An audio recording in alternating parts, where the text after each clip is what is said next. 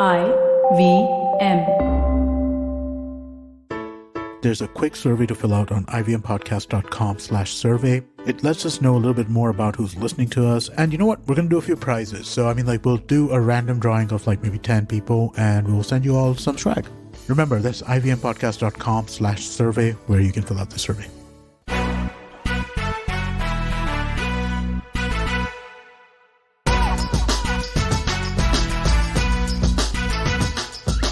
Hello, we're Daily Splainer. Welcome to an all-new episode of Press Decode, a weekly podcast where we take Splainer's mission to declutter the news one step further. Check out our newsletter for more stories, and if you're not subscribed to us yet, we've got a 1-month free trial for you in the show notes. Now it's time to sit back, relax, and don't let the news give you the blues. I'm Prafula, your host for the day, and today Sara and Vagda are with me.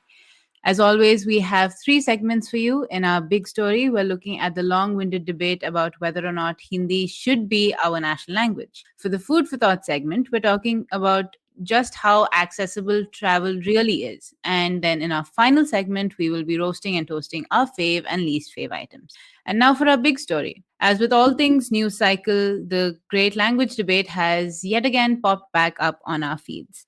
At Splainer, we did a 2-part explainer about the history around the debate as well as the origins of the anti-Hindi sentiment that's so prevalent in the South. We'll link them in the show notes. Definitely recommend that you check it out. Now that we've covered the history, let's get on to the news and outrage. Early in April, Home Minister Amit Shah said that people from different states should speak in Hindi and not English. The proverbial cherry on top was when he called Hindi the language of India. And, if you pay the slightest attention to his statements, you will know that Amit Bhai has strongly held opinions about Hindi and its potential status as our national language. And I think he's also probably the biggest advocate there is for making Hindi education compulsory across states. And that just makes him enemy number 1 in my book. Listen, I had to suffer through Hindi in school, being born and brought up in the North, and I did terribly. So Same. When I joined school in Delhi, my Hindi teacher was so amused, what is this creature that does not know how to speak in decent Hindi? It was absurd to her that this was possible. I have stayed here all my life. I've never moved. And yet my Hindi is terrible. You can tell that I am South Indian because I will get into cabs after having spoken to the driver and they'll be like, "Madam, आप यहाँ से तो नहीं हो ना? दिल्ली से तो नहीं हो? कहाँ से आए हो?" So there's that. Oh, also, did you know that after he made all these big claims, the BJP started looking for a linguist to join their ranks and were apparently going to pay hefty money to push Amit Shah's pro-Hindi across the country. The print actually says if you know more than 5 languages, get your CV ready because what's there to lose? That's in the print. So, hey, anybody who's interested, hit them up, I guess. And the second incident is when Kannada superstar Sudeep had this to say when he was asked about KGF 2 and its so-called pan-India status. You said that a pan-India film was made in Kannada. I'd like to make a small correction. Hindi is no more a national language. They, Bollywood, are doing pan-India films today and they are struggling to find success by dubbing in Telugu and Tamil, but it's not happening. Today, we are making films that are going everywhere. And, the king we didn't know we needed. So, it came across to me as, he's just saying, we just do better, but some people seem to have read between the lines, like Ajay Devgan, who had a very weird response, which basically boiled down to, "Oh, if you're so pan-India, why are you dubbing your movies in Hindi?" So, which did not make sense. And I think to up the petty factor, he didn't even say this to Sudeep. He tweeted at him just randomly. To up the petty factor, I'm assuming he tweeted this in Hindi and then added Jangan Man to the end of his tweet. I think the funniest tweet I saw was, why did he spell Jangan Man correctly? Why didn't he skip out on all the A's? I see any text in Hindi and I just skip through it. I don't read it. But I think, Sara and Vagda, you guys did an episode on this a couple of weeks ago, right? On the South Indian films trouncing Bollywood and their popularity. Yes. So, yeah, we'll link that as well. But so we don't go off the rails. But as expected, the whole thing has taken a very ridiculous turn once again. But that does bring up a few questions, I think. Legally, number one, how does an official language compare to a national language? And second, what does the ruling party have to gain by imposing a language on states that don't really care for said language? Okay, I have to go back to Ajay Devgan because I missed out on saying this, but like it was wild listening to him go off on South Indian films and the language, because like, did he really forget his recent claim to fame is Singham, a remake of a Tamil movie? Like, don't bite the hand that feeds you. It's not going to bode well for you. Sir, sit down. Better for everybody. But to clear the air for everyone from Devgan to my math teacher in school, who was very high on the Hindi Rashtra Bhasha train, India does not have a national language. Yes. So what does the law exactly say? We have two official languages, English and Hindi. English was included at first simply as a stopgap measure, so to say, merely for about 15 years. But in 1963, thanks to something called the Official Languages Act, it became an official language without any time limit. Over and above this, states that do not Hindi speaking, so to say, can have their own official language. And a 1967 amendment to the Official Languages Act that I mentioned above also made it mandatory for the center, like, either communicate in English with these states or provide an English translation for all communication that is done in Hindi.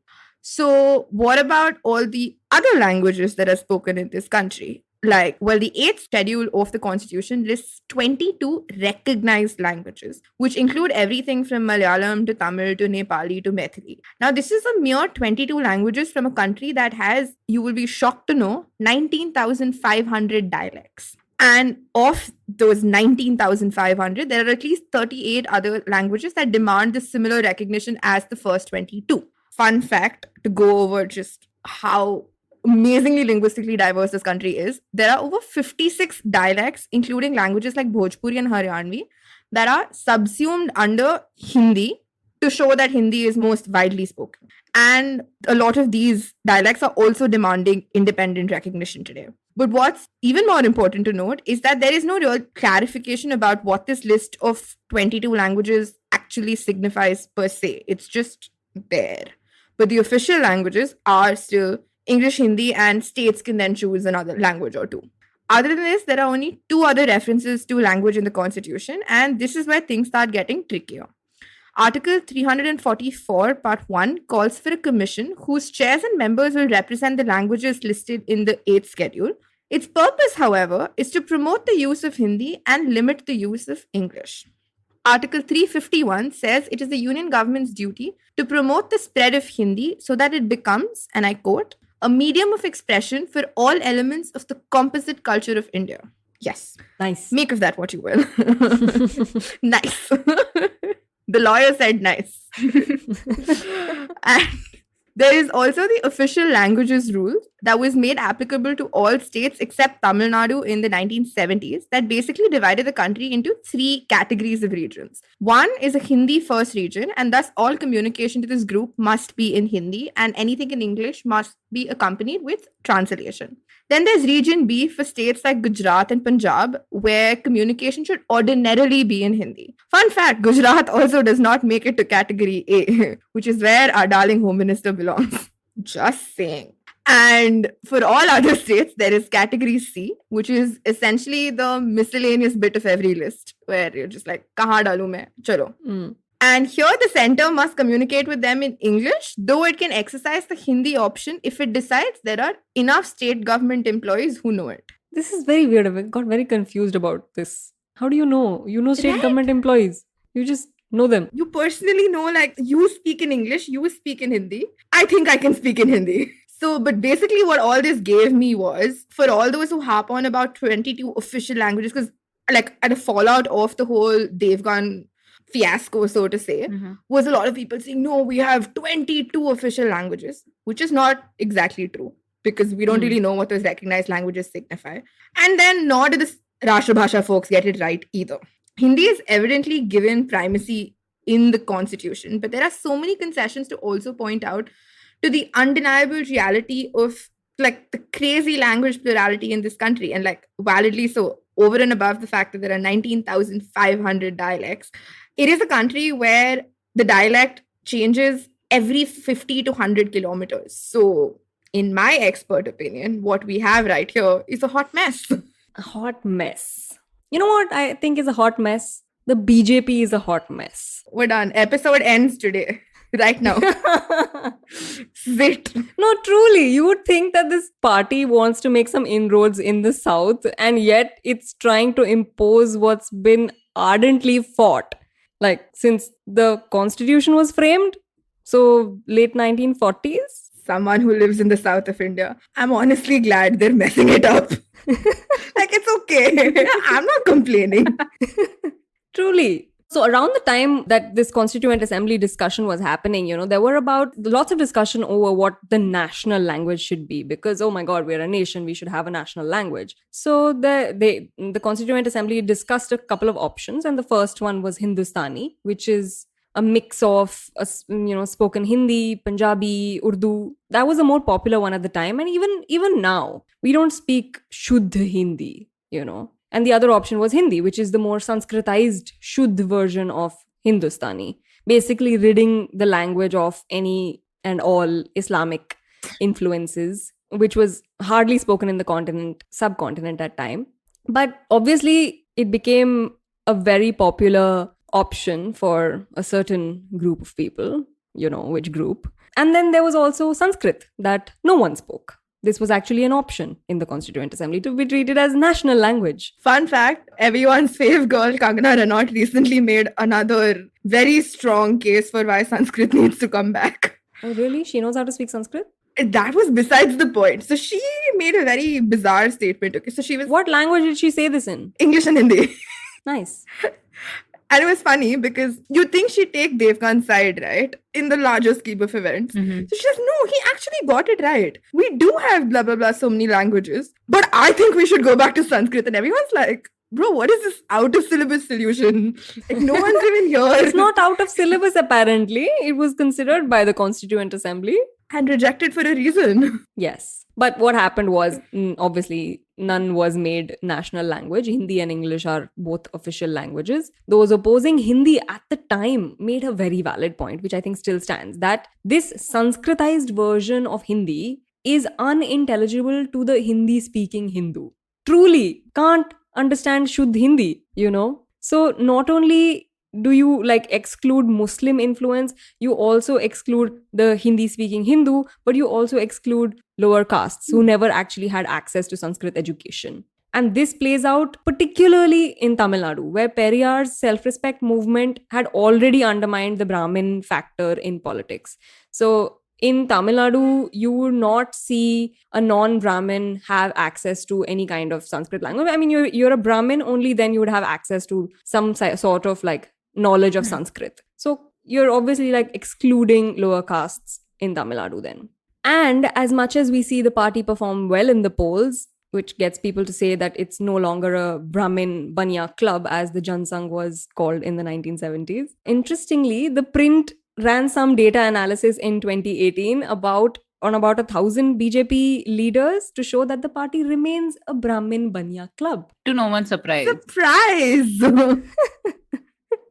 Shocked. So what I'm thinking is that this rhetoric of national language is not going to get BJP popular in Tamil Nadu. So what's up with the Home Minister then?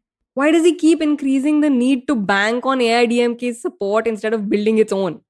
And I'm thinking the benefits it gains out of this rhetoric in the north probably outweigh the gains in Tamil Nadu. Or Well, it's that's an banking on interesting way to look at DMK. it. Yeah, I'm just thinking, how does it make sense for them politically? It's just like banking on DMK failing the state to win, which is a stupid strategy in my opinion. Oh, Vagda has political strategy now. Everyone take notes. So that is what two South Indians and a Punjabi had to say about the language debate. And on that note, we come to the end of our very first segment. We will be right back after a short break. You are listening to Press Decode on the IVM Podcast Network. We face 100 dilemmas every day while raising our children and nurturing our families. Why not let science help us make informed decisions to solve our dilemmas? Hi, I'm Devi Shobha. And I'm Meghna. We host Big Talk About Tiny Humans, where we will help you unpack challenges around parenting and your child's development. And more importantly, we will equip you with research-backed strategies that you can readily act on. Tune in to our podcast every Wednesday on the IBM Podcasts app, website, or your favorite podcast platforms. Hello and welcome back to Press Decode on the IVM Podcast Network. We're Team Splainer, and in today's Food for Thought, we're talking about the ease of access for disabled folks, specifically in terms of travel. Now, this past weekend, Indigo Airlines found themselves in hot water after refusing to let a wheelchair-bound teen from boarding a flight from Ranchi to Hyderabad. The airline doubled down on its actions come Monday, saying that the boy had been panicked and out of control, which made him apparently a threat to fellow passengers. And the airline statements that they made on Monday directly contradicted video clips that fellow passengers took, as well as accounts from these passengers, saying that, the boy wasn't panicked. He did not look like he was posing a threat to anybody. And what's especially damning is that a group of doctors were traveling on that same flight, and they had offered to provide the boy with medical assistance in the air if he so needed, which the airline did not take into consideration. And Indigo's CEO later made a statement, which was by far the worst non-apology that I have seen in a while. He said this: "Having reviewed all aspects of the incident, we as an organization are of the view that we made the best possible decision under difficult circumstances. We offer our sincere regrets to the affected family for the unfortunate experience, as well as a small token of our appreciation of their lifelong dedication, and would like to offer to purchase an electric wheelchair for their son." Nice. Tali bajao. Virtue signaling at its best. Cannot wrap my head around who thought like being so condescending and so patronizing was okay as a public statement in 2022. Like, who okayed this? They have a proper team to do media statements. How? I'm not paid to write this. Yeah. I mean, not only did they say affected family, lifelong dedication, unfortunate experience, which I'm assuming did not mean their refusal, but the son's situation. But also then ended with, let's buy you an electric wheelchair, because that was the issue, that he did not have a wheelchair, clearly. But that's got me thinking, right? Even when you're traveling, especially airlines, even if they're low-cost ones like Indigo, they claim to make travel painless, if at the very least, if not enjoyable, right? And, I'm sure there are guidelines in place. With Indigo, I mean, even that much is giving them a lot of credit, right? Yeah. No, but I realized I did not know that whether there are guidelines in place for such incidents. And if there are, what they say and how specific they are. And, second, what does dignity and accessibility for disabled folks look like in industries like travel and tourism? So, like the whole incident got me thinking. I was actually not very surprised that this happened. Okay. And that's, like I say, each time I'm not surprised when something outrageous happens in this country, it's more concerning. But let's be real, disability-friendly accessibility is ridiculously low in this country. Like, back in 2016, the parliament, I came to know about this only recently, passed something called the Rights of Persons with Disabilities Act, a seemingly perfect on paper law that, requires everything from government-conducted awareness campaigns to ground rules about accessibility compliance in public buildings and whatnot. But that's about it. It's only perfect on paper. The infrastructure of this country is far, far from being accessible to like a majority of this country to this date. All I'm going to do in this bit is just hold a mirror for us able-bodied folks. So when it comes to travel itself, like if I have to go into the whole gamut of how inaccessible the world is for people with disability, we're never going to end. So I'm just going to stick to the realm of travel and air travel in specific.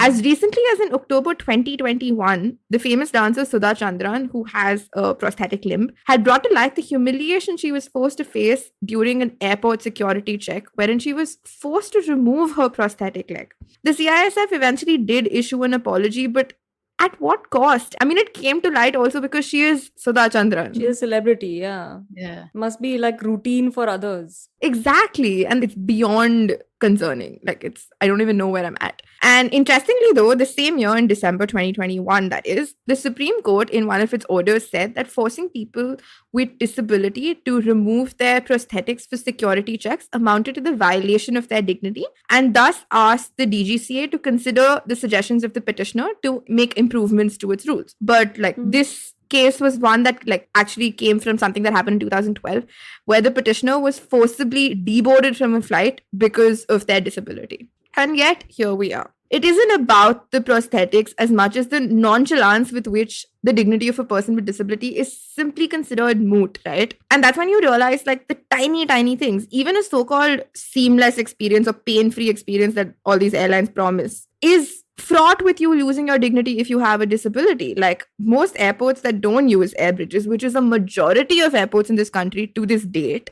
you do just end up having staff carry wheelchairs up and down the stairs and into the bus and out the bus and into the airport and whatnot, making the person with disability feel like, a liability of sorts. And it's so much shosha about, Arey nahi, hum aa rahe hain, ye, we're doing this, we're doing that. And I can't begin to imagine how it would be. And when honestly, a simple thing like a ramp, it isn't even about the air bridge. A ramp would make a life of difference. And just basic common sense in developing public spaces. The December 2021 court order that I spoke about earlier had actually also specified that lifting a person with disability during air travel without their consent amounts to a violation of their dignity. But I've continued to see it. The last I was at an airport, I continued to see this. And you know what's most surprising to me? All this happens in a country where nearly 26 million people live with either physical or learning disabilities. Yeah, I think the larger point is that there's a certain sense of entitlement, over public spaces among able-bodied people. It just comes from there. And I think it comes from two things. One, I feel it comes from this dependence on first-hand experience of something. So unless you've had a disability in your life, or you live with someone, or you know someone who has that disability in their life, you fully forget to take any account that life might be different for me or for someone else, Mm-hmm. And the second, I think, is this principle of designing all of your public spaces and products, keeping in mind an average person. When in life, there is no average person. Nobody exists. No one is average. There is no average. This is when I see the importance of universal design, which is this concept of designing products and spaces to suit the needs of everyone, to make it accessible to the widest possible range of people with abilities and disabilities, whether temporary or permanent.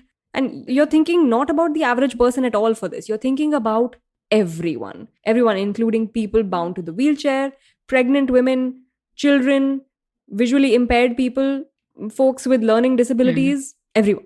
And so while many of our spaces have started incorporating these principles, we see ramps and motion detecting automatically opening doors at places, but they're too few, especially in places other than malls and airports. And also, airports don't have ramps everywhere, like Sara just mentioned. We had a similar discussion around universal accessibility of courts for the disabled in the country at Vidhi a few years ago. And their survey, which was a huge survey, found out that out of 665 districts in India, only 27% of courts in these districts had ramps. Only 2% had visual aid tools, such as braille notices and tactile pathways, and only 11% had washrooms designated for persons with disabilities. So, yeah.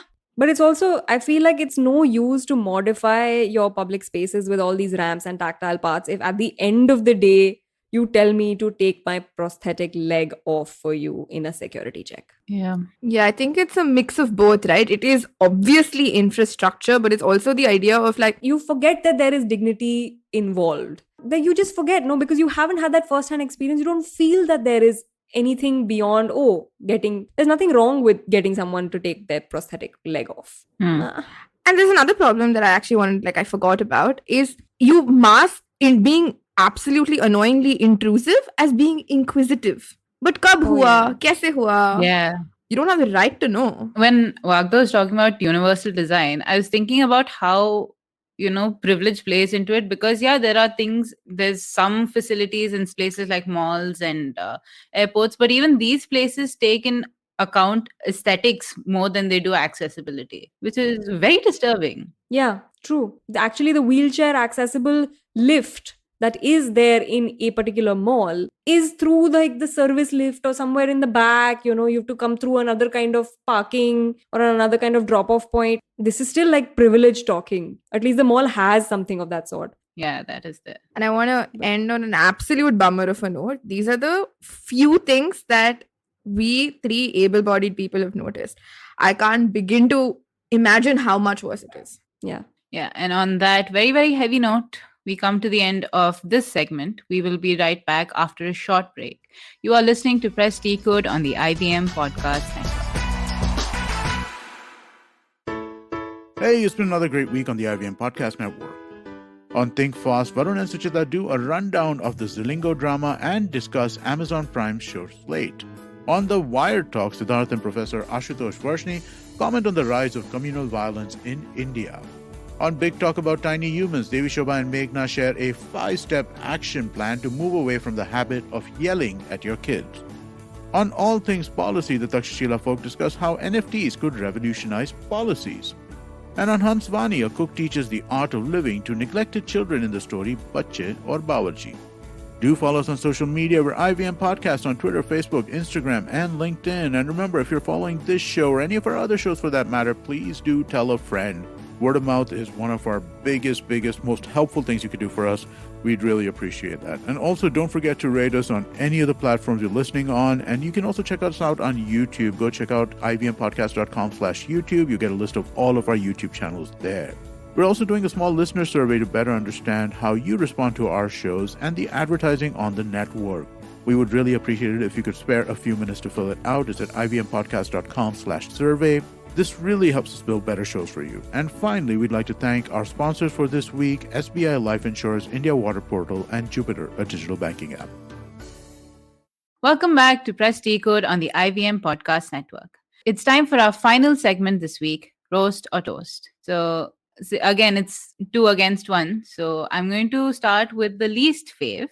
This is less of a least fave and more of a look at these rich people doing ridiculous nonsense kind of bit. There's this article in The Cut that has interviewed some super rich women in New York City, think West End, Manhattan, that kind.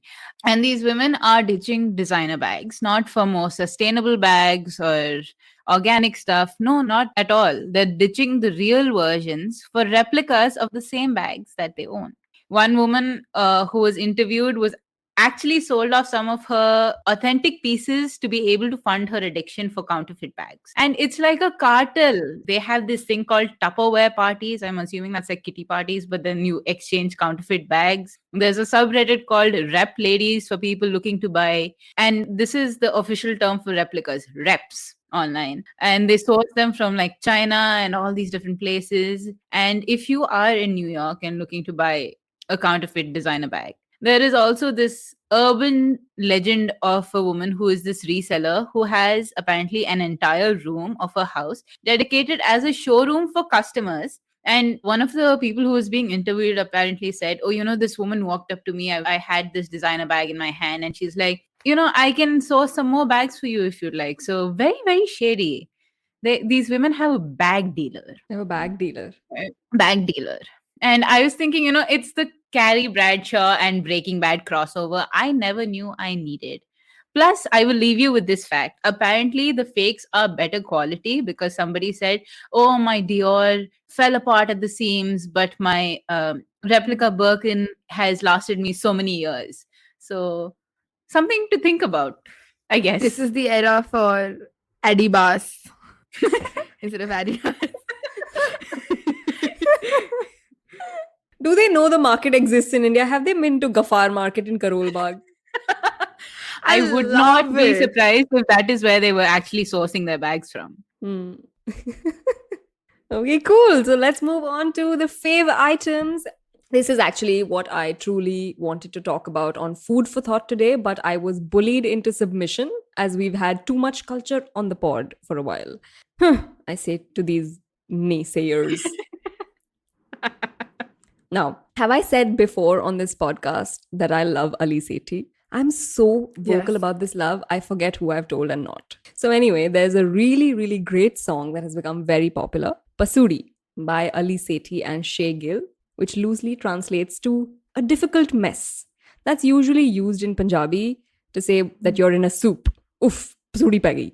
Now, I didn't like it much when it first came out because it's so unlike a typical Ali Sethi song. I know him for popularizing ghazals in our generation, not really like a pop song with beats and Vagda is stuff. the OG fan, Yes, the the I OG knew him fan, yeah. before he got popular. Yes.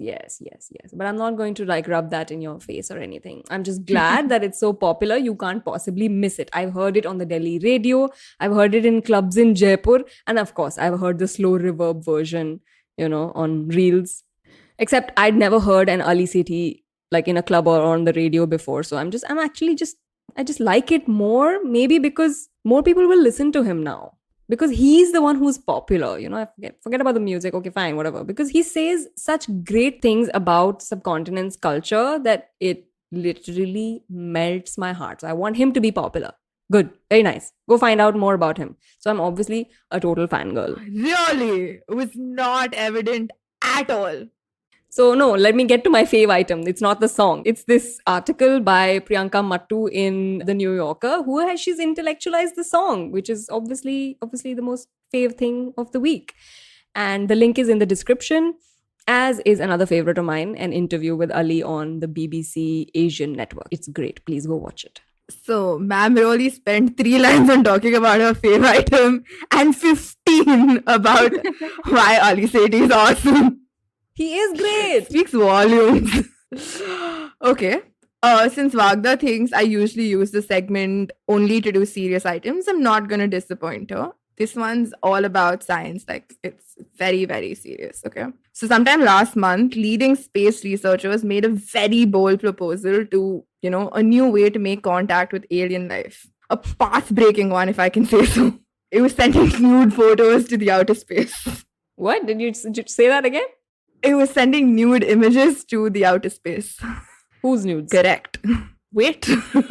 So this very serious proposal includes NASA scientists, and the plan is basically to beam a message out to any extraterrestrials in the Milky Way. And here's how they want to say hi.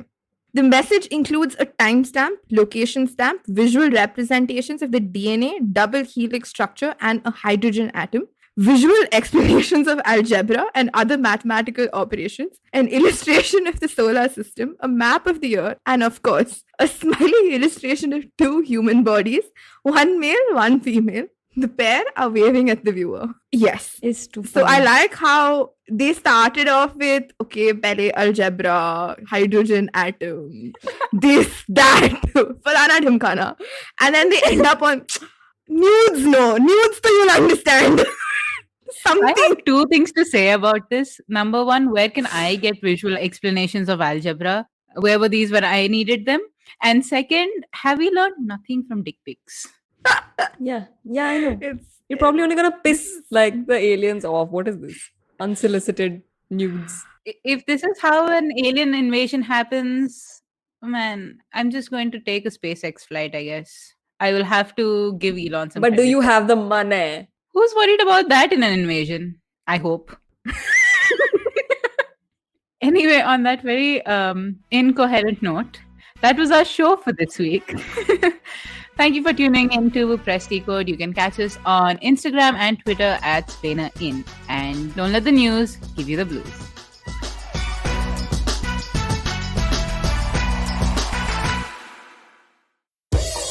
Don't you think that if everyone around you is getting smart, you better be smarter? Hey there, I'm the traveling professor Siddharth Deshmukh, and I'm back with season 2 of my podcast to make you smarter. Smarter with Sid. What's this season's focus about? Well, it's about 10-minute nuggets that will make you stand out at work. It's time to go from smart to smarter. Tune in every Tuesday and Thursday and become smarter with Sid. Ladies, I'm sure you will relate to it if I say that we are constantly busy with work, studies, cooking, and what not. And amidst all of this, we often forget an important element that needs our desperate attention: finance. So here we are, bringing to you SBI Life presents A Sip of Finance, a women-exclusive podcast where we will teach you how to manage personal finances in a simple and straightforward way with your host, Priyanka Acharya, a finance expert who's been in the industry for 14 plus years. And not just in English, but in 7 more languages. So tune in every Tuesday for fresh episodes on the IVM Podcast Network and all major podcast streaming platforms.